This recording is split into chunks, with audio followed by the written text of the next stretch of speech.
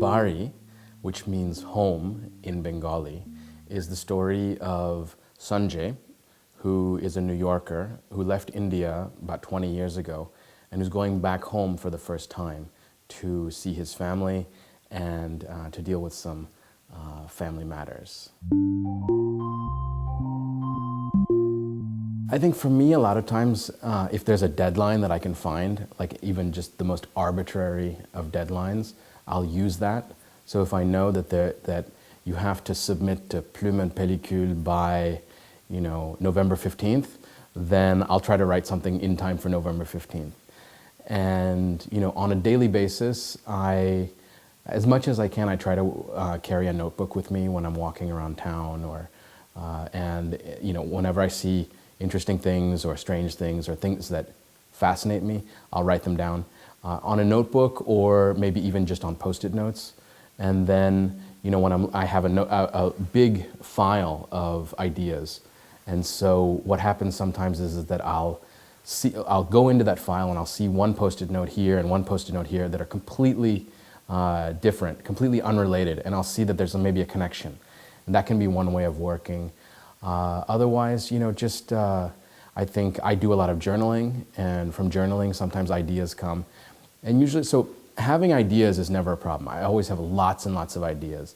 The difficulty comes when I start to try to really shape those ideas into something that makes sense. And I used to be the kind of writer who will just write fade in, act one, not act one, scene one, and just write scene one, scene two, scene three, and just keep on writing without knowing the ending.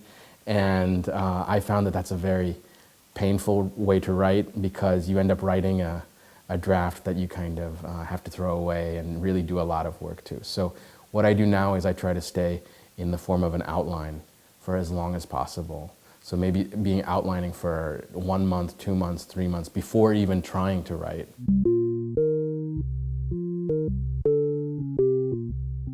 I've been very happy with the consultations. I think that being able to spend 2 hours with a writer who's spent time reading your material, thinking about it, and giving you feedback, that's really done me a lot of good. I think that it's not just that without their help I wouldn't have finished the script and made the film, but it's that they're saving me a lot of time and they're also opening doors that I would never have thought of. They're opening doors in me and in the story that are important doors because as writers we're afraid. We're afraid of certain things, certain subject matter maybe feels too scary.